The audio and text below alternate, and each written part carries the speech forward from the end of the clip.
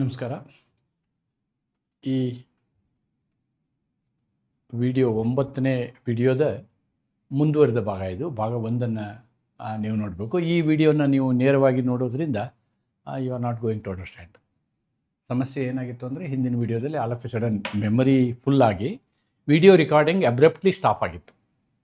ಅದನ್ನು ಇವತ್ತು ನಾನು ಮುಂದುವರಿಸ್ತಾ ಇದ್ದೀನಿ. ಈ ಒಂದು ಕಲಮನ್ನು ನಾನು ಎಕ್ಸ್ಪ್ಲೈನ್ ಮಾಡ್ತಾ ಇದ್ದೆ. Once the term of a contract, grant or disposition of property or any matter required to have been proved under section 94, no oral agreement or statement can be admitted between the parties for contradict, vary, add or subtract from the written document. The general rule is, ಇದನ್ನು ಹಿಂದಿನ ವಿಡಿಯೋದಲ್ಲಿ explain ಮಾಡಿದ್ದೀನಿ. ಯಾವುದೇ ಒಂದು ಸಂದರ್ಭದಲ್ಲಿ ಈ ಡಾಕ್ಯುಮೆಂಟ್ಗಳು, ಈ ದಾಖಲಾತಿಗಳು, may be ಅದು ಕಾಂಟ್ರಾಕ್ಟ್ ಇರ್ಬೋದು, ಗ್ರ್ಯಾಂಟ್ ಇರ್ಬೋದು, ಡಿಸ್ಪೊಸಿಷನ್ ಆಫ್ ಪ್ರಾಪರ್ಟಿ ಡಾಕ್ಯುಮೆಂಟ್ ಇರ್ಬೋದು, ಇವುಗಳು ಒಂದು ಸಲ ಸಾಬೀತಾದ ಮೇಲೆ, ಸೆಕ್ಷನ್ 94 ಪ್ರಕಾರ ಸಾಬೀತಾದ ಮೇಲೆ ಅವುಗಳ ಮೇಲೆ ಓರಲ್ ಅಗ್ರಿಮೆಂಟ್ ಮಾಡೋಕ್ಕಾಗೋದಿಲ್ಲ. ಯಾವ ವಿಷಯದಲ್ಲಿ? ಅದನ್ನು ಕಾಂಟ್ರಾಡಿಕ್ಟ್ ಮಾಡೋಕ್ಕಾಗಲಿ, ಅಥವಾ ಅದನ್ನು ಬದಲಾವಣೆ ಮಾಡೋಕ್ಕಾಗಲಿ, ಅದರಲ್ಲಿ ಯಾವುದೋ ಒಂದು ಕ್ಲಾಸನ್ನು ಆ್ಯಡ್ ಮಾಡೋದಾಗಲಿ, ಸಬ್ಸ್ಟ್ರಾಕ್ಟ್ ಮಾಡಿ, ಇದು ಯಾವುದಕ್ಕೂ ಮೌಖಿಕವಾಗಿ ಸಾಧ್ಯ ಇಲ್ಲ ಅಂತಕ್ಕಂಥದ್ದನ್ನು ಹೇಳಿದ್ದೀವಿ. ಆದರೆ ಕೆಲವೊಂದು ಸಂದರ್ಭದಲ್ಲಿ ಸಾಧ್ಯ ಇದೆ ಅನ್ನೋದನ್ನು ಈ 7 ಪ್ರಾವಧಾನಗಳು ಹೇಳ್ತವೆ. So these 7 provisions are telling it, and I was explaining provision 1. I was actually explaining this provision 1. So ಈ ಪ್ರಾವಿಷನ್ 1 ನಾನು ನಿಮಗೆ ಇವತ್ತು ತಿರ್ಗಾ ಇದರಿಂದ 7 ಪ್ರಾವಧಾನಗಳನ್ನು ಇವತ್ತಿನ ಈ ವಿಡಿಯೋದಲ್ಲಿ ನಾವು ಚರ್ಚೆ ಮಾಡೋಣ. Let us discuss these things today, right? So now I will straight away go to the Bail Act first. Bail Act ನಲ್ಲಿ Proviso 1 ಏನಿದೆ ನೋಡೋಣ. Let us see what is Proviso 1. That we will try to see today. Proviso 1 ಏನಿದೆ ಅನ್ನೋದನ್ನು let us check up. Let us check up, and yes, this is the law and this is Proviso number 1. Proviso number 1. At this point we were there on that day. We were discussing this point. ಈ point discuss ಮಾಡುವಾಗಲೇ memory stop ಆಯಿತು. ಅಂದರೆ ನನ್ನ recording memory full ಆಗಿತ್ತು. ಸಾಕಷ್ಟು ವಿಡಿಯೋಗಳು ಅದರಲ್ಲಿ ಇದ್ದಿದ್ದರಿಂದ ಅದು ಫುಲ್ಲಾಗಿ ರೆಕಾರ್ಡಿಂಗ್ ಸ್ಟಾಪ್ ಆಗಿಬಿಡ್ತು. ಆದ್ದರಿಂದ ಅಬ್ರಪ್ಟ್ಲಿ ಸ್ಟಾಪ್ ಆಗಿದೆ ವಿಡಿಯೋ. ಅದನ್ನೇ ಮುಂದುವರಿಸ್ತೀನಿ ಇಲ್ಲಿ. Now I am discussing the same thing here. ಮೊದಲನೇ ಪ್ರಾವಿಸೋ ಏನು ಹೇಳ್ತದೆ? provided ಅಂದರೆ ಪ್ರಾವಿಸೋ that any fact may be proved which would invalidate. Invalidate ಅಂದರೆ ಅಸಿಂಧು ಮಾಡುವಂಥದ್ದು. ನೀವೇನು ಅಗ್ರಿಮೆಂಟ್ 94 ಚರ್ಚೆ ಮಾಡ್ತಿರ್ತೀರಿ, ಅವುಗಳನ್ನು ಅಸಿಂಧು ಮಾಡುವಂತಹ ಒಂದು ಪ್ರಸಂಗ ಇದೆ. ಇನ್ವ್ಯಾಲಿಡೇಟ್ ಮೀನ್ಸ್ ಆ ಒಂದು ಡಾಕ್ಯುಮೆಂಟ್ನ ಅಸಿಂಧು ಮಾಡುವಂಥದ್ದು. Any document or which would entitle any person to any decree. ಅದಕ್ಕೆ ಸಂಬಂಧಿಸಿದಂತೆ ಯಾವುದೇ ವ್ಯಕ್ತಿಗೆ ಡಿಕ್ರಿ ಅಥವಾ ಆರ್ಡರ್ ಕೊಡುವಂಥದ್ದು. ಯಾವ ಸಂದರ್ಭದಲ್ಲಿ? In which situation? In a situation where the document is done by fraud, the document is done by intimidation, or the document is illegal, or the document wants execution, or the document wants capacity, or there is no consideration, or there is mistake of fact or mistake of law. ಈ 8 ಕಾರಣಗಳಿಗಾಗಿ mistake of law ಇರಬಾರ್ದು, ಆ ಡಾಕ್ಯುಮೆಂಟಲ್ಲಿ mistake of fact ಇರಬಾರ್ದು, ಆಮೇಲೆ failure of consideration, without consideration ಇರಬಾರ್ದು, ಆಮೇಲೆ capacity of the party, minor contract, lunatic contract ಇರಬಾರ್ದು, ಆಮೇಲೆ ಯಾವ ಒಂದು ಡಾಕ್ಯುಮೆಂಟನ್ನು ನೀವು ಎಕ್ಸಿಕ್ಯೂಟ್ ಮಾಡಬೇಕಾಗಿರ್ತದೋ, ರಿಜಿಸ್ಟ್ರೇಷನ್ ಮಾಡಬೇಕಾಗಿರ್ತದೋ, ಮಾಡಿಲ್ಲ ಅಂತಂದರೆ, ಅಥವಾ ಆ ಒಂದು ದಾಖಲೆ ಕಾನೂನು ಬಾಹಿರವಾಗಿದ್ದರೆ, ಅಥವಾ ಒತ್ತಡದಿಂದ ಹೆದರಿಕೆಯಿಂದ ಸೈನ್ ಮಾಡಿಸಿದರೆ, ಅಥವಾ ಮೋಸದಿಂದ ಡಾಕ್ಯುಮೆಂಟ್ ಮಾಡಿದರೆ. ಈ ಎಲ್ಲ ಕಾರಣಗಳಿಗೂ ಇದ್ದಂತಹ ಡಾಕ್ಯುಮೆಂಟನ್ನು ಏನು ಮಾಡ್ಬೋದು, ಇನ್ವ್ಯಾಲಿಡೇಟ್ ಮಾಡಲಿಕ್ಕೆ ನೀವು ಓರಲ್ ಎವಿಡೆನ್ಸ್ ಕೊಡ್ಬೋದು ಅಂತ ಇದು ಫಸ್ಟ್ ಪ್ರೊವಿಷನ್ ಹೇಳ್ತದೆ. ಪ್ರಿನ್ಸಿಪಲ್ ಆ್ಯಕ್ಟ್ ಏನು ಹೇಳುತ್ತೆ 95, ಓರಲ್ ಎವಿಡೆನ್ಸು ಮಾಡಿಫಿಕೇಷನ್ನು ಆಲ್ಟ್ರೇಷನ್ ಇದೆಲ್ಲ ಮಾಡೋಕ್ಕೆ ಓರಲ್ ಎವಿಡೆನ್ಸ್ ಕೊಡೋದಿಲ್ಲ ಅಂತ ಹೇಳ್ತೇವೆ. ಬಟ್ ಈ ಸಂದರ್ಭದಲ್ಲಿ ಓರಲ್ ಎವಿಡೆನ್ಸು ಪರ್ಮಿಟೆಡ್ ಅಂತಕ್ಕಂಥದ್ದು. This is proviso number 1. This is proviso number 1. That's what I have written it in the simple terms here. Invalidating the document. Oral evidence may be given to prove that any fact which would invalidate the document entitle a person to give oral evidence and also to get relief. Person to relief by oral evidence. By oral evidence. ಆವಾಗ ಎಂಥ ಸಂದರ್ಭದಲ್ಲಿ ವಂಚನೆ ಇರಬಾರ್ದು, ಬೆದರಿಕೆ ಇರಬಾರ್ದು, ಕಾನೂನು ಬಾಹಿರತೆ ಇರಬಾರ್ದು, ಸರಿಯಾದ ರೀತಿಯಲ್ಲಿ ಅದನ್ನು ಎಕ್ಸಿಕ್ಯೂಟ್ ಮಾಡಿರಲಿಕ್ಕಿಲ್ಲ, ಅಥವಾ ಸಾಮರ್ಥ್ಯದ ಕೊರತೆ ಇರ್ಬೋದು, ಅಥವಾ ಅದರಲ್ಲಿ ಪ್ರತಿಫಲ ಇಲ್ಲದೆ ಇರ್ಬೋದು, ಮಿಸ್ಟೇಕ್ ಆಫ್ ಫ್ಯಾಕ್ಟ್ ಅಥವಾ ಮಿಸ್ಟೇಕ್ ಆಫ್ ಲಾ ಇರ್ಬೋದು. ಈ ಸಂದರ್ಭದಲ್ಲಿ ನೀವು ಓರಲ್ ಎವಿಡೆನ್ಸ್ ಕೊಡ್ಬೋದು ಅಂಥೇಳಿ 1ನೇ ಪ್ರೊವಿಸೋ ಹೇಳುತ್ತೆ. First proviso tells this. ನಾವು ದ ಸೆಕೆಂಡ್ ಪ್ರೊವಿಸೋ, ಅದರ ಮೇಲೆ ಇಲಸ್ಟ್ರೇಷನ್ ಇದೆ. There are 2 illustrations. That illustration also explains the same thing. A party may prove that he entered the contract because of misrepresentation. So they can orally prove it, misrepresentation. A party may prove mistake in the document and seek correction of the document. This also orally they can prove it. ಅನ್ನೋದನ್ನು ನಾವು ಇಲ್ಲಿ illustration ನೋಡ್ಬೋದು. Then proviso 2.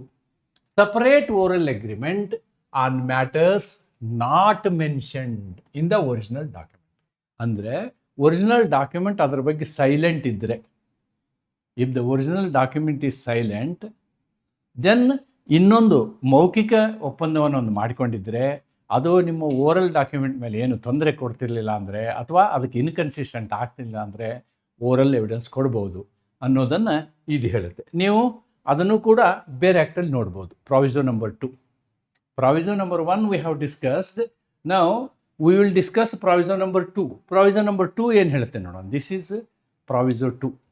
Proviso 2. Proviso 2 is this. ಏನು ಹೇಳುತ್ತೆ 2ನೇ proviso? Provided further that the existence of oral agreement as to any matter on which a document is silent and which is not inconsistent with the terms may be proved. In considering whether or not this proviso applies, the court shall have regard to the degree of formality of the document. First part ನೋಡೋಣ, ಇದನ್ನ ಆಮೇಲೆ ನೋಡೋಣ. ಇಲ್ಲಿಂದ this we will see afterwards. Provided further that the existence of any separate oral agreement. Now the oral agreement is separate here. Then there is a written agreement also. ಈ oral ಅಗ್ರಿಮೆಂಟನ್ನು ನಾವು ಯಾವಾಗ allow ಮಾಡ್ತೀವಿ ಅಂದರೆ ಮೌಖಿಕ ಒಪ್ಪಂದವನ್ನು ಯಾವಾಗ court ಮನ್ನಿಸ್ತದೆ ಅಂದರೆ, ಆ ಮೌಖಿಕ ಒಪ್ಪಂದದ ಪರಿಣಾಮವಾಗಿ ನಿಮ್ಮ ಡಾಕ್ಯುಮೆಂಟ್ ಇರ್ತದಲ್ಲ, ಅದರಲ್ಲಿರ್ತಕ್ಕಂತಹ ಟರ್ಮ್ಗಳ ಮೇಲೆ ಯಾವುದೇ ದುಷ್ಪರಿಣಾಮ ಅದು ವ್ಯತಿರಿಕ್ತ ಆಗಬಾರ್ದು. ದುಷ್ಪರಿಣಾಮ ಅನ್ನೋದಕ್ಕಿಂತ ಆ ಒಂದು ಟರ್ಮ್ಗಳಿದಾವಲ್ಲ, ಕಂಡೀಷನ್ಗಳಿದಾವಲ್ಲ, ಅವುಗಳಲ್ಲಿ ಬದಲಾವಣೆ ಆಗದೆ ಹೋದರೆ ಅಂತಹ ಓರಲ್ ಅಗ್ರಿಮೆಂಟನ್ನು ಒಪ್ಪಬಹುದು. ದಟ್ ಈಸ್ ಪರ್ಮಿಟೆಡ್ ಅಂತ ಹೇಳಿ ಪ್ರಾವಿಸೋ 2 ಹೇಳುತ್ತೆ.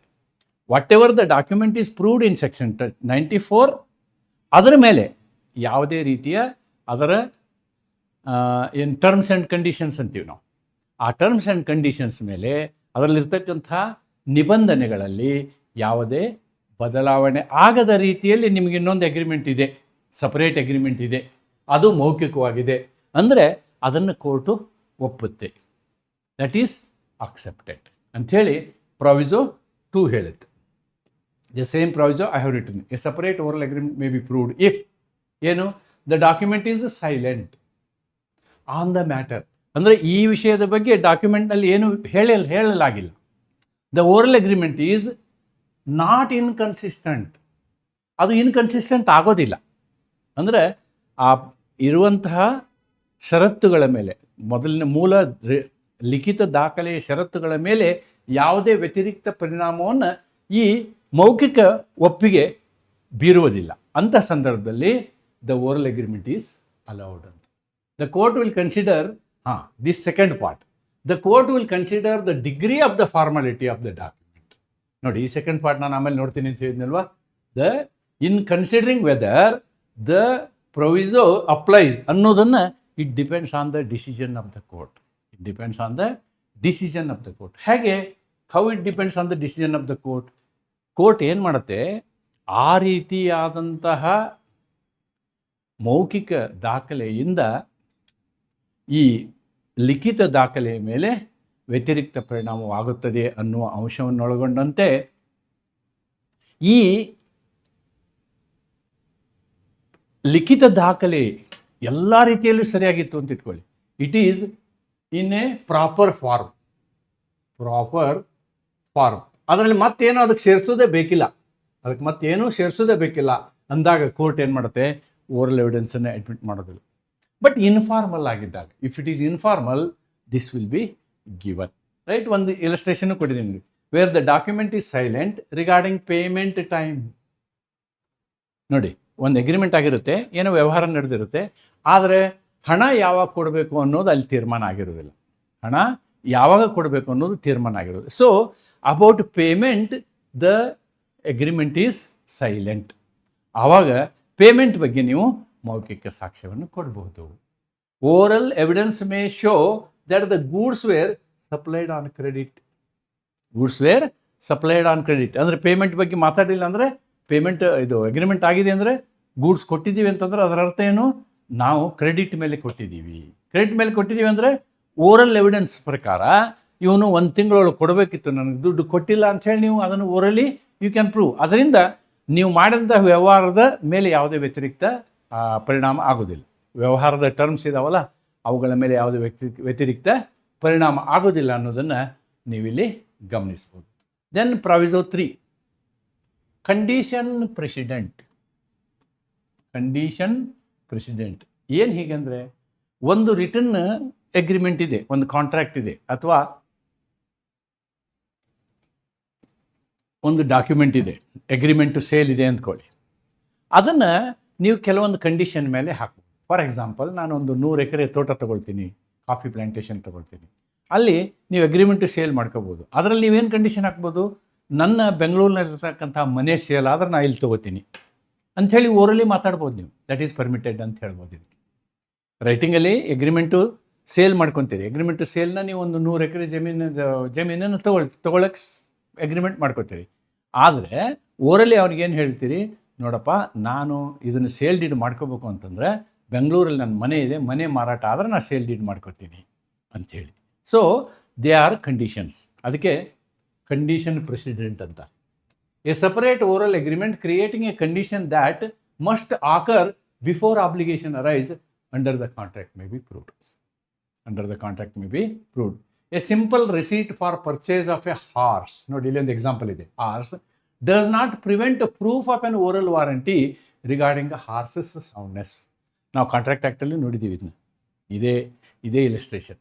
ಹಿಯರ್ ಕುದುರೆ ನೀನು ಕೊಡಬೇಕು, ನಾನು ನಿನಗೆ 80,000 ರೂಪಾಯಿ ಕೊಡ್ತೀನಿ ಅಂಥೇಳಿ ನಾವು ಅಗ್ರಿಮೆಂಟ್ ಡಾಕ್ಯುಮೆಂಟ್ ಮಾಡ್ಕೊಂಡಿರ್ತೀವಿ. ಆದರೆ ಓರಲಿ ನಾವು ಅವನಿಗೆ ಕೇಳಿರ್ತೀನಿ, ಕುದುರೆ ಚೆನ್ನಾಗಿದೆಯಾ ಅಂತ. ಅವನು ಫಸ್ಟ್ ಕ್ಲಾಸ್ ಇದೆ ಸರ್, ಬೆಸ್ಟ್ ಇದೆ ಕುದುರೆ ಅಂತ ಹೇಳಿರ್ತಾನೆ. So that is oral agreement. Where other things are in writing. ಆವಾಗ ಅಂಥ ಸಂದರ್ಭದಲ್ಲಿ ಕುದುರೆ ಸರಿ ಇದ್ದರೆ ಮಾತ್ರ ನಾನು ತೊಗೋತೀನಿ, ಅದು ಹೆಲ್ದಿಯಾಗಿದ್ದರೆ ಮಾತ್ರ ನಾನು ತೊಗೋತೀನಿ ಅನ್ನುವಂತಹ ಓರಲ್ ಅಗ್ರಿಮೆಂಟ್ ಇರುತ್ತಲ್ವ, ಅದನ್ನು ನೀವು ಎನ್ಫೋರ್ಸ್ ಮಾಡ್ಬೋದು ಅನ್ನೋದು ಪ್ರೊವಿಸೋ 3ನ ಅರ್ಥ. ಪ್ರೊವಿಸೋ 3ನ ಬೇರೆ ಆ್ಯಕ್ಟು ಒಂದ್ಸಲ ನೋಡಿಬಿಡಿ. Let us see bare act also. Proviso 3.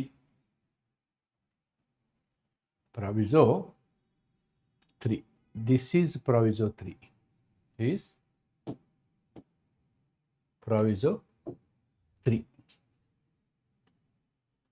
ಏನು ಹೇಳುತ್ತೆ? Provided also that the existence of, again we are talking about a separate oral agreement. ಹಿಂದಿನ ಇದರಲ್ಲೂ ಸಪರೇಟ್ ಓರಲ್ ಅಗ್ರಿಮೆಂಟೇ. Constituting a condition. ನೋಡಿ, ಇಲ್ಲಿ ಒಂದು ಕಂಡೀಷನ್ ನಾವೇನು ಮಾಡಿದ್ವಿ, condition precedent we have done. Condition precedent ಪೂರ್ವಭಾವಿ ಕಂಡೀಷನ್ ಏನು, to the attaching of any obligation under any such contract. ಈ ಕಂಡೀಷನ್ ಇದೆಯಲ್ಲ, ಈ ಕಾಂಟ್ರಾಕ್ಟ್ಗೆ ಅಬ್ಲಿಗೇಷನ್ ಆಗಿದೆ, ನಾವು ಮಾಡಿಕೊಂಡಂತಹ ಕಾಂಟ್ರಾಕ್ಟ್ಗೆ ಅಬ್ಲಿಗೇಷನ್ ಆಗಿದೆ. ಆರ್ ಕಾಂಟ್ರಾಕ್ಟ್ ಅಂತ ಅಷ್ಟೇ ಅಲ್ಲ, ಇವೆಲ್ಲ ವಿಷಯದಲ್ಲಿಯೂ ಮೇ ಬಿ ಪ್ರೂವ್ಡ್. ನಾನು ಹೇಳಿದ್ನಲ್ಲ, ಕುದುರೆಯನ್ನು ವ್ಯಾಪಾರ ಮಾಡ್ಕೊಂಡಿದ್ದೀನಿ, ಅದು ರೈಟಿಂಗಲ್ಲೇ ಮಾಡ್ಕೊಂಡಿದ್ದೀವಿ. ನೀನು ಇಂಥ ಕುದುರೆ ಕೊಡಬೇಕು ನನಗೆ, ನಾನು ನಿಮ್ಗೆ 80,000 ರೂಪಾಯಿ ಕೊಡಬೇಕು ಅಂಥೇಳಿ ಮಾಡ್ಕೊಂಡಿದ್ದೀನಿ. ಆದರೆ ಓರಲ್ಲಿ ಹೇಳಿದ್ದೀನಿ, ನೋಡಪ್ಪ ನಾನು ಕುದುರೆ ತೊಗೊಂಡು ಹೋಗೋ ದಿವಸ ಅದು ಆರೋಗ್ಯವಾಗಿದ್ದರೆ ತೊಗೊಂಡು ಹೋಗ್ತೀನಿ, ಇಲ್ಲ ಅಂದರೆ ಇಲ್ಲ. That is condition president. ಆವಾಗ ಆ ರೀತಿ ಓರಲ್ ಅಗ್ರಿಮೆಂಟ್ ಮಾಡ್ಕೊಂಡಿದ್ದನ್ನು ನೀವು ಕೋರ್ಟ್ ಮುಂದೆ ಪ್ರೂವ್ ಮಾಡ್ಬೋದು ಅಂತಕ್ಕಂಥದ್ದನ್ನು ಪ್ರಾವಿಸೋ 3ನಲ್ಲಿ ನೀವು ನೋಡ್ತೀರಾ. ನಾವು let me look at proviso 4. This is 3. I will go to proviso number 4. Subsequent oral agreement. ನೋಡಿ, ಇಲ್ಲಿ ತನಕ ನಾವು ಮಾತಾಡಿದ್ದೇನು, concurrent oral agreement or previous oral agreement. ಇದು ಸಬ್ಸೆಕ್ವೆಂಟ್ ಓರಲ್ ಅಗ್ರಿಮೆಂಟ್ ಅಂದರೆ ರಿಟರ್ನ್ ಅಗ್ರಿಮೆಂಟ್ ಆಗಿ ಹೋಗಿರ್ತದೆ, ಅದು ಆದಮೇಲೆ ನಾವು ಓರಲ್ ಅಗ್ರಿಮೆಂಟ್ ಮಾಡ್ಕೊತೀವಿ. A later oral agreement rescinding or modifying a written contract may be proved. ನೋಡಿ, here subsequent oral agreement is permitted. Now let me see the proviso also. What the proviso says? Provided also that the existence of any distinct subsequent oral agreement. Nodi, any distinct subsequent oral agreement. Illi separate oral agreement, condition precedent. ಇಲ್ಲಿ distinct ಸಬ್ಸೆಕ್ವೆಂಟ್ oral agreement. ಏನಕ್ಕೆ ಮಾಡ್ಕೊಂಡಿದ್ದೀವಿ ನಾವು? Agreement is separate ಅಂದರೆ ಆ ಅಗ್ರಿಮೆಂಟ್ಗೂ ಈ ಅಗ್ರಿಮೆಂಟ್ಗೂ ಏನು ಸಂಬಂಧ ಇಲ್ಲ. There is no relation to the ಅಗ್ರಿಮೆಂಟ್ಗೆ ಏನೂ ಸಂಬಂಧ ಇಲ್ಲ. ಆಮೇಲೆ ಇದು ಡಿಸ್ಟಿಂಕ್ಟ್ ಅಗ್ರಿಮೆಂಟು, ಇದೇ ಬೇರೆ ಅಗ್ರಿಮೆಂಟು. ಆಮೇಲೆ ಹಳೆಯದು ಮೊದಲು ಮಾಡ್ಕೊಂಡಂತಹ ಅಗ್ರಿಮೆಂಟೇ ಬೇರೆ, ಇದು ನಂತರದಲ್ಲಿ ಮಾಡ್ಕೊಂಡಂಥ ಅಗ್ರಿಮೆಂಟ್. ಏನಕ್ಕೆ? ಕಾಂಟ್ರಾಕ್ಟನ್ನು ರಿಸೈನ್ ಮಾಡಲಿಕ್ಕೆ, ಕಾಂಟ್ರಾಕ್ಟನ್ನು ಮಾಡಿಫೈ ಮಾಡಲಿಕ್ಕೆ.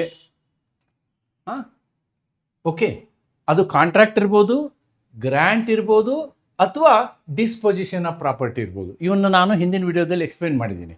ಮೇ ಬಿ ಪ್ರೂವ್ ಮಾಡ್ಬೋದು, but there is a rider, a proviso to the proviso ಏನು? ಎಕ್ಸೆಪ್ಟ್, ಹೊರತಾಗಿ. ಏನಕ್ಕೆ? In cases in which such contract, grant or disposition of property is by law required to be in writing or has been registered according to the law in force for the time being as to the registration of documents. ಏನಿದರ ಅರ್ಥ? ಇದರ ಅರ್ಥ ಇಷ್ಟೇ, ಯಾವ ಕರಾರನ್ನು, ಯಾವ ಗ್ರ್ಯಾಂಟನ್ನು, ಯಾವ disposition of ಪ್ರಾಪರ್ಟಿಯ ದಾಖಲೆಯನ್ನು ಯಾವಾಗಲೂ ಲಿಖಿತದಲ್ಲೇ ಮಾಡಬೇಕು ಎಂಬ ನಿರ್ಬಂಧವಿದ್ದರೆ, ಅಥವಾ ಅಂತಹ ಒಂದು ದಾಖಲೆಯು ರಿಜಿಸ್ಟರ್ ಆಗಿದ್ದರೆ, ಅಂತಹ ದಾಖಲೆಗಳ ವಿಷಯದಲ್ಲಿ ನೀವು ರಿಸೈಂಡಿಂಗ್ ಆಗಲಿ ಮಾಡಿಫೈಯಿಂಗ್ ಆಗಲಿ ಮೌಖಿಕವಾಗಿ ಮಾಡಲಿಕ್ಕೆ ಆಗೋದಿಲ್ಲ. That is the exception. Such proof is not permitted where the law requires the contract to be in writing, the document is compulsorily registered. ಈ ಎರಡು ಸಂದರ್ಭಗಳಲ್ಲಿ ಅದಾಗೋದಿಲ್ಲ. ಅಂದರೆ ಇದರ ಅರ್ಥ ಇಷ್ಟೇ, ಯಾವ ಡಾಕ್ಯುಮೆಂಟನ್ನು ನೀವು ಓರಲ್ ಆಗಿ ಮಾಡಲು ಸಾಧ್ಯವಿತ್ತೋ ಅದನ್ನು ನೀವು ರೈಟಿಂಗ್ನಾಗ ಮಾಡ್ಕೊಂಡಿರ್ತೀರಿ, ಅದಕ್ಕೇನು ರೈಟಿಂಗಲ್ಲೇ ಮಾಡ್ಬೇಕನ್ನೋ ಕಂಡೀಷನ್ ಇಲ್ಲ. ಅಥವಾ ಯಾವ ಡಾಕ್ಯುಮೆಂಟನ್ನು ನೀವು ರೈಟಿಂಗಲ್ಲೇ ಮಾಡಬೇಕನ್ನೋ ಕಂಡೀಷನ್ ಇರುತ್ತೆ, ಅದನ್ನು ರೈಟಿಂಗಲ್ಲಿ ಮಾಡ್ಕೊಂಡಿರ್ತೀರಿ ಅಂತಹ ಸಂದರ್ಭದಲ್ಲಿ. ಅಥವಾ ಆ ಡಾಕ್ಯುಮೆಂಟು ರಿಜಿಸ್ಟರ್ ಆಗಬೇಕು ಅನ್ನೋ ಕಂಡೀಷನ್ ಇರುತ್ತೆ, ಅಂತಹ ಸಂದರ್ಭದಲ್ಲಿ ಮೌಖಿಕವಾಗಿ ಅದರ ಬದಲಾವಣೆಯನ್ನು ಮಾಡಲು ಅಥವಾ ಅದನ್ನು ಕ್ಯಾನ್ಸಲ್ ಮಾಡಲು ಅಧಿಕಾರ ಇಲ್ಲ. ಇದನ್ನು ಇನ್ನೊಂದು ಅರ್ಥದಲ್ಲಿ ಸಿಂಪಲ್ಲಾಗಿ ಹೇಳ್ಬೇಕಂದ್ರೆ, ಅಕಸ್ಮಾತು ನಿಮ್ಮ ಡಾಕ್ಯುಮೆಂಟು ದಾಖಲೆ ಲಿಖಿತವಾಗಿ ಮಾಡೋ ಅವಶ್ಯಕತೆ ಇಲ್ಲ ಅಂತ ಇಟ್ಕೊಳ್ಳಿ, ಆದರೂ ಲಿಖಿತವಾಗಿ ಮಾಡ್ಕೊಂಡಿರಿ ನೀವು, ಅಂಥದನ್ನು ಓರಲಿ ಕ್ಯಾನ್ಸಲ್ ಮಾಡ್ಬೋದು, ಅಂಥದನ್ನು ಓರಲಿ ಮಾಡಿಫೈ ಮಾಡ್ಬೋದು ಅಂತಕ್ಕಂಥದ್ದು ಇದರದ್ದು ಸಿಂಪಲ್ ಅರ್ಥ. Then proviso number 5, usage or ಕಸ್ಟಮನ್ನು ಒಂದ್ಸಲ ಬೇರೆ ಆ್ಯಕ್ಟ್ ನೋಡ್ಬಿಡೋಣ. Let us see usage or custom. ಒಂದನ್ನು ನಾವು ತಿಳ್ಕೊಳ್ಬೇಕು, usage disposition of property, yes, here this is the I think this is fifth one,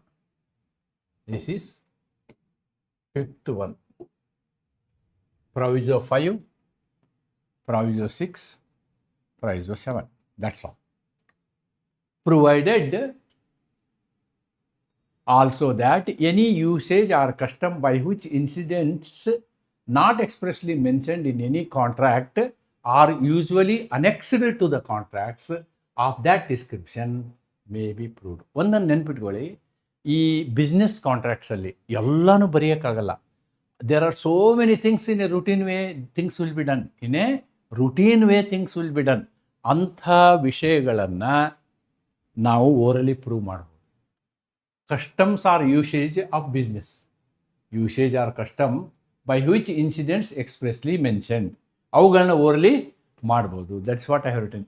any trade usage or custom usually attach to the contract can be proved. There is no problem for that. Similarly 6, customs must not contradict the contract. ನೋಡಿ, actually 5th and 6th ಒಂದೇ ಇರಬೇಕಿತ್ತು. 5th and 6th actually ಇವೆರಡೂ ಒಂದೇ ಇದ್ದಾವೆ Indian evidence ಆ್ಯಕ್ಟಲ್ಲಿ. ಇಲ್ಲಿ ಇವನು 2 separate ಮಾಡಿದ್ದಾರೆ, ಯಾಕೆ ಮಾಡಿದಾರೆ ಗೊತ್ತಿಲ್ಲ. ಈ ಕಸ್ಟಮ್ಸು ಮತ್ತು ಏನು ಯೂಸೇಜಸ್ ಇದಾವಲ್ಲ, ಅವು ನಿಮ್ಮ ಕಾಂಟ್ರಾಕ್ಟಿನ ಕಂಡೀಷನ್ಗಳಿಗೆ ವಿರುದ್ಧ ಇರಬಾರ್ದು. ನೀವು ಬರೆದಿರೋದೊಂದು ಬೇರೆ, ಕಸ್ಟಮ್ಮು ಅಪ್ಲೈ ಮಾಡಿದರೆ ನಿಮ್ಮ ಕಾಂಟ್ರಾಕ್ಟಿನ ನಿರ್ಬಂಧಗಳಿದೆ, ಅಂದರೆ ಅದರ ಲಯಬಿಲಿಟಿ, ರೆಸ್ಪಾನ್ಸಿಬಿಲಿಟಿ, ಲಯಬಿಲಿಟಿ ಇದಾವಲ್ಲ, ಅವುಗಳಲ್ಲಿ ಬದಲಾವಣೆ ಆಗ್ತಿದ್ರೆ that is not permitted. Contradict the contract. Such usage custom cannot be proved if it is inconsistent with the express terms of the contract. ಬರೆದಿರುವಂಥ ವಿಷಯಕ್ಕೆ ಅದು ತೊಂದರೆ ಆಗೋ ರೀತಿಯಲ್ಲಿ ಇರಬಾರ್ದು. ಬರೆದಿರುವಂಥ ವಿಷಯದ ಮೇಲೆ ಬದಲಾವಣೆ ಮಾಡುವಂತಹ ಸನ್ನಿವೇಶವನ್ನು ಅಂತಹ ಕಸ್ಟಮು ಯೂಸೇಜು ಮಾಡಬಾರ್ದು. ಆವಾಗ ಕಸ್ಟಮ್ ಮತ್ತು ಯೂಸೇಜನ್ನು ನಾವೇನು ಮಾಡ್ತೀವಿ, ಅಲೋವ್ ಮಾಡ್ತೀವಿ. This is also about custom, ಇವೆರಡೂ ಸೇರಿ ಸಿಂಗಲ್ ಇತ್ತು ಇಂಡಿಯನ್ ಎವಿಡೆನ್ಸ್ ಆ್ಯಕ್ಟಲ್ಲಿ, ಅವೆರಡು ಸಪ್ರೇಟ್ ಮಾಡಿದ್ದಾರೆ. I don't know why, what was the purpose, right? So the same thing. And the last one is this, facts explaining the language of the document. ಒಂದು ಬೇರೆ ಆ್ಯಕ್ಟ್ಗೆ ಹೋಗಿ ಬಂದುಬಿಡೋಣ. Let us C the ಬೇರೆ act also. ಬೇರೆ act, this is last one, 7th one. 6th one I have explained. Provided also that the annexing of such incident, ಅಂದರೆ ಇದ್ರದ್ದೇ, would not repugnant or inconsistent with the express terms of the contract. Custom ಮತ್ತು usage ಏನು ಮಾಡಬೇಕು, ಅಕಸ್ಮಾತು ಅದು ನಿಮ್ಮ ಲಿಖಿತ ರೂಪದಲ್ಲಿರುವಂತಹ ನಿಮ್ಮ ಕರಾರಿನ ಮೇಲೆ ಯಾವುದೇ ದುಷ್ಪರಿಣಾಮವನ್ನು ಬೀಳ್ತಿದ್ರೆ ಆವಾಗ ಕಸ್ಟಮ್ ಯೂಸೇಜನ್ನು ನಾವು ತೆಗೆದುಕೊಳ್ಳೋದಿಲ್ಲ. Court will not consider. ಯಾವ ಸಂದರ್ಭದಲ್ಲಿ ಕಸ್ಟಮ್ ಯೂಸೇಜ್ ಇರ್ತದಲ್ಲ, ಅದು ಕೋರ್ಟ್ ಕನ್ಸಿಡರ್ ಮಾಡುತ್ತೆ ಅಂದರೆ ಅದು ನಿಮ್ಮ ಲಿಖಿತ ರೂಪದಲ್ಲಿರುವಂತಹ ಕರಾರಿನ ಮೇಲೆ ಯಾವುದೇ ದುಷ್ಪರಿಣಾಮವನ್ನು ಮಾಡಬಾರ್ದು. That's the meaning of it. And the last one is provided also that any fact may be proved which shows in what manner the language of the document is related to existing facts. What does it mean? ಎಷ್ಟೋ ಸಂದರ್ಭದಲ್ಲಿ ನಾವೇನು ಮಾಡ್ತೀವಿ ಅಂದರೆ, ಒಂದು ಕಾಂಟ್ರಾಕ್ಟನ್ನು ಬರಿತೀವಿ, ಆಮೇಲೆ ಎಲ್ಲ business ಕಾಂಟ್ರಾಕ್ಟನ್ನು ಹೆಂಗೆ ಬರೀತಾರೆ ಅಂತಂದರೆ, ಅವ್ರಿಗೆ ಇಂಟೆಂಟ್ ಗೊತ್ತಿರುತ್ತೆ. ರೈಟಿಂಗ್ ಆಫ್ ದಿ ಲ್ಯಾಂಗ್ವೇಜು ಒಂದೊಂದು ಪ್ರದೇಶದಲ್ಲಿ ಒಂದೊಂದು ರೀತಿ ಇರ್ತದೆ. ಆವಾಗ ನಾವೇನು ಮಾಡಬೇಕು, ಆ ಭಾಷೆಯನ್ನು ಆ ಫ್ಯಾಕ್ಟಿಗೆ ಸಂಬಂಧಪಟ್ಟಂತೆ ಓದಬೇಕು. We have to interpret in that fashion ಅನ್ನೋದು ಇದರ ಅರ್ಥ. That's the meaning of it. Okay, see, any fact may be proved to show how the language of the document is related to the existing fact. ಬರೆದಂತಹ ಬರಹ ಮತ್ತು ಅಲ್ಲಿರುವ ತಥ್ಯ ಇವುಗಳು ಒಂದಕ್ಕೊಂದು ಯಾವ ರೀತಿ ಸಂಬಂಧ ಇದ್ದೇವೆ ಅನ್ನೋದ್ರ ಮೇಲೆ ನೀವೇನು ಮಾಡ್ಬೋದು, ಓರಲ್ ಎವಿಡೆನ್ಸ್ ಕೊಡ್ಬೋದು. You can give the oral evidence ಅನ್ನೋದನ್ನು ಪ್ರಾವಿಸೋ 7 ಹೇಳುತ್ತೆ, right? So with this 94 and 95 principles also we will study. Judicial principles of 94 and 95. So it gives like a revision to you. 94 requires, what is the requirement of 94? The content of the transaction to be proved by the document only. ಯಾವ ದಾಖಲೆಯಲ್ಲಿ ಇರುವಂತಹ ವಾಸ್ತವ ವಿಷಯವಿದೆಯೋ ಅದನ್ನು ನೀವೇನು ಮಾಡಬೇಕು, ದಸ್ತಾವೇಜನ್ನೇ ಕೋರ್ಟಿನ ಮುಂದೆ ಕೊಟ್ಟು ಸಾಬೀತುಪಡಿಸಬೇಕು. That is the point number 1. File 95 prevents the parties. 95 ಏನು ಮಾಡುತ್ತೆ, ಯಾವ ಒಂದು ದಾಖಲೆಯನ್ನು ನೀವು ದಾಖಲೆಯ ರೂಪದಲ್ಲಿ ಇರ್ತದೋ ಅದನ್ನು ನೀವೇನು ಮಾಡ್ತೀರಿ, ಬದಲಾವಣೆ ಮಾಡುವ, ಅಮೆಂಡ್ಮೆಂಟ್ ಮಾಡುವ, ಆಲ್ಟರ್ ಮಾಡುವ, ವೇರಿ ಮಾಡುವ, ಆ್ಯಡ್ ಮಾಡುವ, ಸಬ್ಸ್ಟ್ರಾಕ್ಟ್ ಮಾಡುವ ಯಾವುದೇ ಹಕ್ಕನ್ನು, ಅಧಿಕಾರವನ್ನು ಮೌಖಿಕ ಮಾಡಲು ಸಾಧ್ಯವಿಲ್ಲ ಅನ್ನುವುದನ್ನು ಸೆಕ್ಷನ್ 95 ಹೇಳ್ತದೆ. ಆದರೆ ಕೆಲವು ಸಂದರ್ಭಗಳಂದರೆ 7 ಸಂದರ್ಭಗಳಲ್ಲಿ ಆ ರೀತಿಯ ಬದಲಾವಣೆಗೆ 7 ಪ್ರೊವಿಷನ್ಗೆ ಒಳಪಟ್ಟಂತೆ, 7 ಪ್ರಾವಧಾನಕ್ಕೆ ಒಳಪಟ್ಟಂತೆ ಇಲ್ಲಿ oral evidence is allowed. In all these 7. Otherwise that is not allowed ಅಂತಕ್ಕಂಥದ್ದನ್ನು ಫಸ್ಟ್ ಒನ್ ಏನು ಮಾಡುತ್ತೆ, 94 ಟಾಕ್ಸ್ ಅಬೌಟ್ ಟರ್ಮ್ಸ್, ಅದರಲ್ಲಿರುವಂತಹ conditions. 95 talks about amendments. What you are amending the existing contract. ಅದು ಎಕ್ಸಿಸ್ಟಿಂಗ್ ಕಾಂಟ್ರಾಕ್ಟ್ನ ನೀವು ಅಮೆಂಡ್ ಮಾಡಲಿಕ್ಕೆ ಆಗೋದಿಲ್ಲ. ಹೇಗೆ ಅಮೆಂಡ್ ಮಾಡಲಿಕ್ಕೆ ಆಗೋದಿಲ್ಲ? ಮೌಖಿಕವಾಗಿ ಅಮೆಂಡ್ ಮಾಡಲಿಕ್ಕೆ ಆಗೋದಿಲ್ಲ. You can do it in writing, no problem. Amendment ನೀವು ರೈಟಿಂಗಲ್ಲಿ ಮಾಡ್ಬೋದು, ರೈಟಿಂಗಲ್ಲಿರೋದನ್ನು ರೈಟಿಂಗಲ್ಲೇ ಮಾಡ್ಬೋದು. ಆ ಪ್ರೊವಿಸೋಗಳಲ್ಲಿ ಒಂದು ಕಡೆ ಹೇಳ್ತೀವಿ ನಾವು, ಯಾವುದನ್ನು ನೀವು ಲಿಖಿತವಾಗಿ ಮಾಡಬೇಕು ಅನ್ನುವಂಥ ಕಾನೂನಾತ್ಮಕ ನಿರ್ಬಂಧ ಇಲ್ವೋ ಅದು ನೀವು ಲಿಖಿತವಾಗಿ ಮಾಡಿದರೂ ಅದನ್ನು ನೀವು ಓರಲಿ ಮಾಡ್ಬೋದು. ಮಾಡಿಫಿಕೇಷನ್ನು, ಅಮೆಂಡ್ಮೆಂಟು ಓರಲಿ ಮಾಡ್ಬೋದು. ಬಟ್ ಯಾವುದು ಲಿಖಿತವಾಗಿ ಇರಬೇಕು ಅಂತ ಹೇಳ್ತೀವೋ, ಯಾವುದನ್ನು ಎಕ್ಸಿಕ್ಯೂಟ್ ಮಾಡಬೇಕಂತ ಹೇಳ್ತೀವೋ, ರಿಜಿಸ್ಟರ್ ಆಗ್ಬೇಕಂತ ಹೇಳ್ತೀವೋ, ಆ 2 ಕ್ಯಾಟಗರಿಯ ದಾಖಲೆಗಳಿಗೆ ನೀವು ಮೌಖಿಕವಾಗಿ ತಿದ್ದುಪಡಿಯನ್ನು ಮಾಡಲಿಕ್ಕಾಗೋದು. ಫಸ್ಟ್ ಒನ್ ಏನು ಹೇಳುತ್ತೆ, ಆ ಟರ್ಮ್ಗಳ ಬಗ್ಗೆ, ಅದರಲ್ಲಿರ್ತಕ್ಕಂಥ ವಿಷಯದ ಬಗ್ಗೆ ನೀವೇನು ಮಾಡಬೇಕು, ದಾಖಲೆಯನ್ನೇ ಕೋರ್ಟ್ ಮುಂದೆ ಕೊಡಬೇಕು. ಅದಕ್ಕೆ ಓರಲ್ ಎವಿಡೆನ್ಸ್ ಇಲ್ಲ ಅಂತಕ್ಕಂಥದ್ದನ್ನು ಹೇಳ್ತೀವಿ ನಾವು. Yes, now it is 26. Before I go to this section, this I will do in the next video. I will just make you understand these illustrations. ಇದಕ್ಕೆ ಸಂಬಂಧಪಟ್ಟಂಥ 95ಗೆ ಸಂಬಂಧಪಟ್ಟಂಥ ಇಲಸ್ಟ್ರೇಷನ್ಗಳಿದಾವಲ್ಲ, ಇಲಸ್ಟ್ರೇಷನ್ಗಳ ಒಂದು ತರ್ಜುಮೆಯನ್ನು ನಾನು ನಿಮಗೆ ಮಾಡಿಬಿಡ್ತೀನಿ. ಯಾಕಂದರೆ ಪರೀಕ್ಷೆಯಲ್ಲಿ ನಿಮಗೆ ಪ್ರಾಬ್ಲಮ್ ರೂಪದಲ್ಲಿ ಇವನ್ನ ಕೇಳ್ತಾರೆ. ಅದಕ್ಕೆ ಇವನ್ನ ನಾನು ಹೇಳಬೇಕು. ಒಂದನೇದು ಅಲ್ಲಿ ರೆಫರೆನ್ಸಿಗೆ ತಕ್ಕಂಗೆ ಮಾಡಿದ್ದೀನಿ ನಾನು, but here I will do them in detail. ನೋಡಿ, a policy of insurance is effected on goods in ships from Calcutta to Visakhapatnam. A general policy, ಒಂದು ಲೈಫ್ ಇನ್ಶೂರೆನ್ಸ್ ಪಾಲಿಸಿ ಇದೆ, ಜನರಲ್ ಪಾಲಿಸಿ. ಯಾವುದೇ ಹಡಗು ಕಲ್ಕತ್ತಾದಿಂದ ವಿಶಾಖಪಟ್ಟಣಕ್ಕೆ ಹೋಗ್ತಿದ್ರೆ ಅದು ಇನ್ಶೂರೆನ್ಸಲ್ಲಿ ಒಳಪಡುತ್ತೆ ಅಂತಕ್ಕಂಥ ಒಂದು ಪಾಲಿಸಿ ಇದೆ. There is one policy. ನೀವು ಓರಲ್ ಆಗಿ ಇದನ್ನು ಈ ಪರ್ಟಿಕ್ಯುಲರ್ ಶಿಪ್ಗೆ ಅಪ್ಲೈ ಆಗಲ್ಲ ಅಂತ ಹೇಳೋಕ್ಕಾಗಲ್ಲ. The fact that particular ship was orally accepted. ನೋಡಿ, ನೀವು ಮೌಖಿಕವಾಗಿ ಒಂದು ಯಾವುದೋ ಒಂದು ಶಿಪ್, ಧ್ರುವ ಶಿಪ್ ಅಂತಿದೆ ಇಟ್ಕೊಳ್ಳಿ, ನಾನು ಧ್ರುವ ಶಿಪ್ಗೆ ಇನ್ಶೂರೆನ್ಸ್ ಕೊಡೋದಿಲ್ಲ ಅಂಥೇಳಿ ಮೌಖಿಕವಾಗಿ ಹೇಳಕ್ಕೆ ಬರೋದಿಲ್ಲ. ಯಾಕೆಂದರೆ what is your insurance policy? ಯಾವುದೇ ಹಡಗು ಕಲ್ಕತ್ತಾದಿಂದ ವಿಶಾಖಪಟ್ಟಣಕ್ಕೆ ಹೋಗ್ತೀನಿ ಅಂದರೆ ಅದೆಲ್ಲದಕ್ಕೂ ನಾನು ಇನ್ಶೂರೆನ್ಸ್ ಕೊಡ್ತೀನಿ, ಇಮ್ಯುನಿಟಿ ಕೊಡ್ತೀನಿ ಅಂತ ಹೇಳ್ತೀವಲ್ವಾ. ಅಂತಹ ಸಂದರ್ಭದಲ್ಲಿ ಯಾವುದೋ ಒಂದು ಹಡಗಕ್ಕೆ ನಾನು ಕೊಡೋಕ್ಕಾಗಲ್ಲ ಅಂಥೇಳಿ ಮೌಖಿಕವಾಗಿ ಹೇಳೋಕ್ಕಾಗಲ್ಲ. ಬೇಕಾದ್ರೆ ನೀವು ಅಮೆಂಡ್ಮೆಂಟ್ ಮಾಡ್ಕೋಬೋದು. That is what is the first illustration. Now will go to next one, B. What B says? A agrees absolutely in writing to pay B 1,000 rupees on 1st of March 2023. ರೈಟಿಂಗಲ್ಲಿ agreement ಆಗಿದೆ, ಏನು ವ್ಯವಹಾರ ಆಗಿದೆ, March 1ನೇ ತಾರೀಕು 2023ಕ್ಕೆ ನಾನು ನಿಮಗೆ ಹಣವನ್ನು ಸಂದಾಯ ಮಾಡುತ್ತೇನೆ.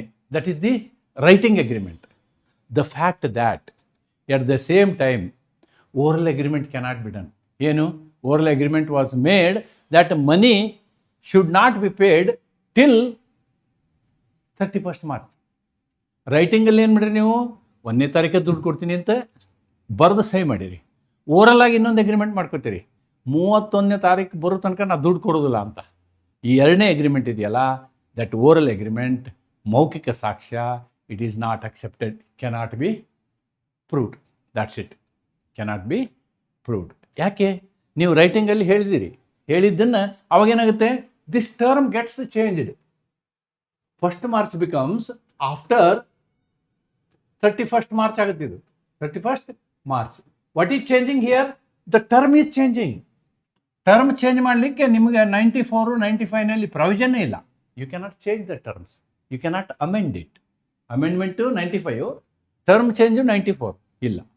Next, an estate called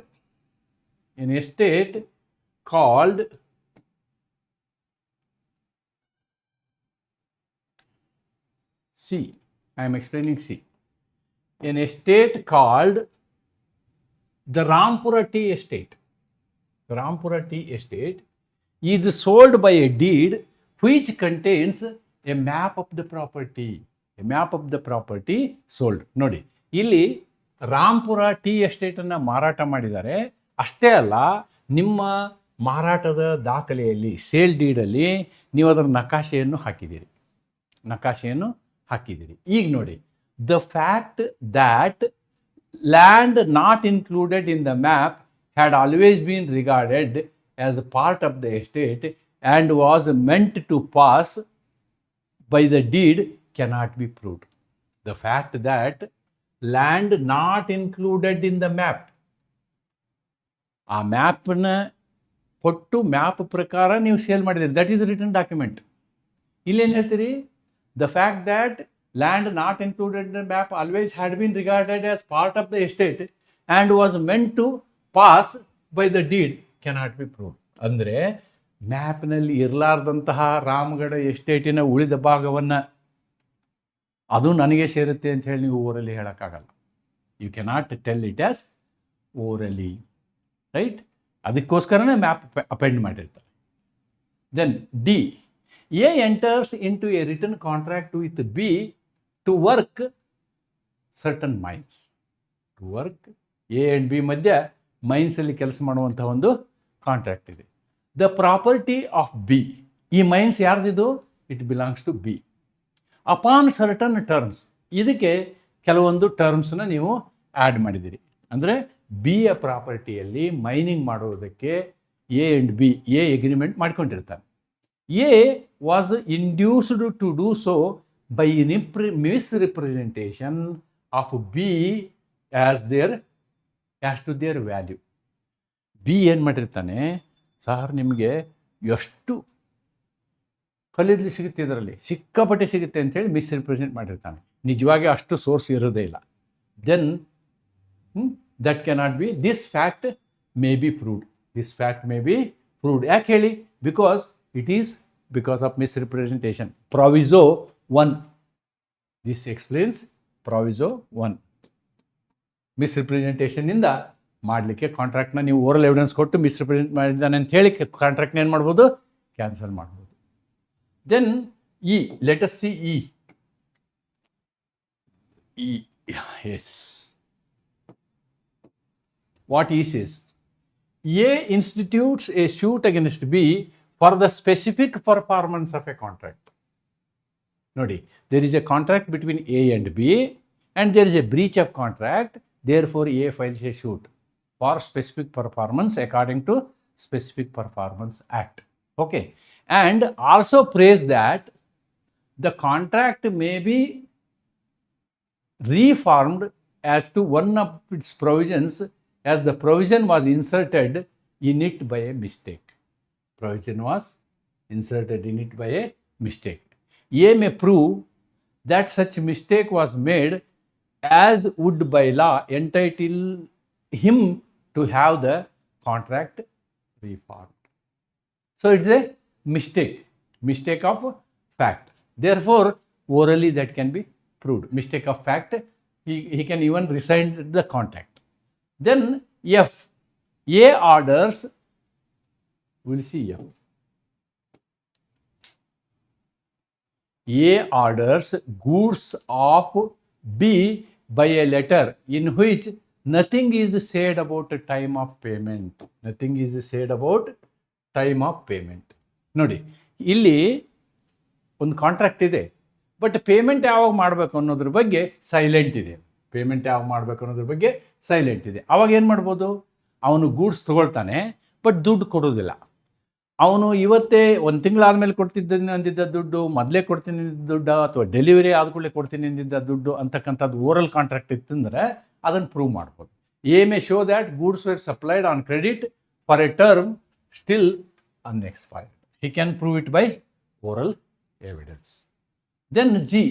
A sells B a horse and verbally warrants him it is healthy. A gives B a paper in these words, bought of a horse for 30,000 rupees. So this is a written contract. B may prove the verbal warranty. That is, ಅಂದರೆ ಈ ಕಾಂಟ್ರಾಕ್ಟ್ಗೆ ಅದೇನು effect ಆಗಲ್ಲ. It is A separate agreement, but it is not altering the terms of the contract. Therefore, it can be proved. Then H. We'll go to H. H. A hires lodgings of B. Lodgings of B. And B gives B a card on which it is written rooms 10,000 rupees a month. A may prove a verbal agreement that these terms were to include partial board. A hires lodging of B for a year and a regularly stamped agreement drawn up by an advocate is made between them. It is silent on the subject of the board. A may not prove the board was included in the term verbally. ನೋಡಿ, ಇದನ್ನು verbal contract ಕೊಡೋಕ್ಕಾಗಲ್ಲ. ಯಾರು ಮಾಡಿದ್ದಾರೆ ಡಾಕ್ಯುಮೆಂಟ್ನ? Advocate ಮಾಡಿದ್ದಾರೆ. So all formalities are, it is presumed that all the formalities are concluded. ಇಂಥ ಸಂದರ್ಭದಲ್ಲಿ court ನಿಮಗೆ ಓರಲ್ ಎವಿಡೆನ್ಸ್ಗೆ ಅಪ್ರೂವಲ್ ಕೊಡೋದಿಲ್ಲ. Okay, carefully you read this. May be ಇದು ನಿಮಗೆ ಎಕ್ಸಾಮ್ಗೆ ಬರ್ಬೋದು, ಅಷ್ಟು ಚೆಂದ ಇದೆ ಇದು. A may prove a verbal agreement that these terms were to include in the board. A hires lodging and everything. A may not prove. A verbal agreement prove ಮಾಡೋಕ್ಕಾಗಲ್ಲ. even though there is a verbal agreement, because it is done by advocate which is as per the forms of a rent agreement. Avaga, that is the presumption of the court. Then I. A applies to B for a debt due to A by sending a receipt for the money. ನೋಡಿ, ನೀನು ದುಡ್ಡು ಕೊಡಬೇಕು ಅಂಥೇಳಿ ಅವನೇನು ಮಾಡ್ತಾನೆ, ದುಡ್ಡಿಗೆ receipt ಕಳಿಸ್ತಾನೆ.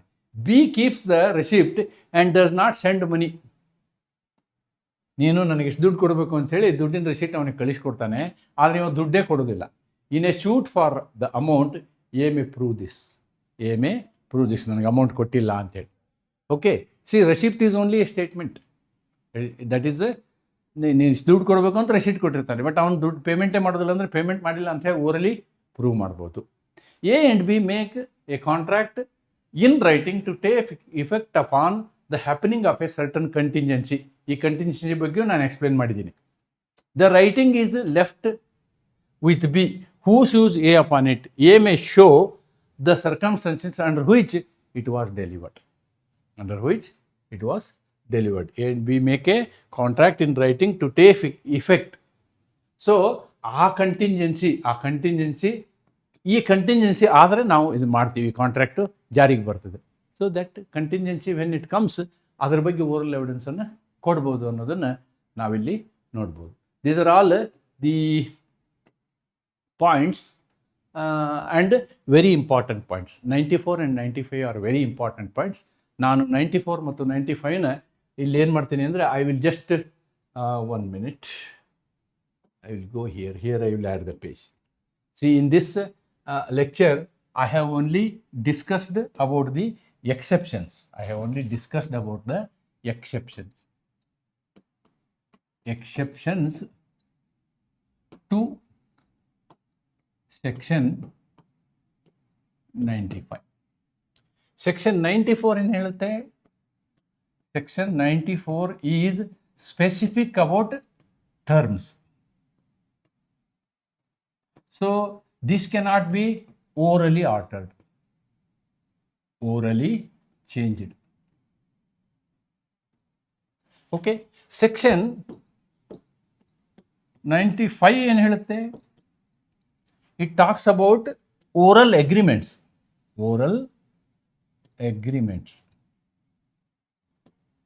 ಈ ಓರಲ್ ಅಗ್ರಿಮೆಂಟ್ಸ್ನ ಜನರಲಿ ನಾಟ್ ಪರ್ಮಿಟೆಡ್.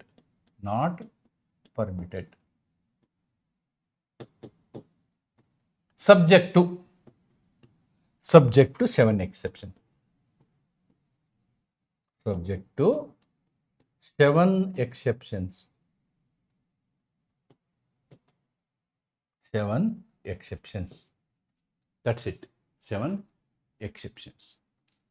ಇಷ್ಟನ್ನು ಹೇಳಿದ್ದೀನಿ. 96 to 102 I will do in the next video. 96 to 102 section ಏನಕ್ಕೆ ಸಂಬಂಧಪಡ್ತದೆ ಅಂದರೆ that talks about ambiguity. So my video number 3 will be about ambiguity. There are 2 types of ambiguity. One is latent ambiguity, another is patent ambiguity. That I will do in my next video ಅಂತ ಹೇಳ್ತಾ ಈ ವಿಡಿಯೋನ ಇಲ್ಲಿಗೆ close ಮಾಡ್ತೀನಿ. ನಮಸ್ಕಾರ. Thank you.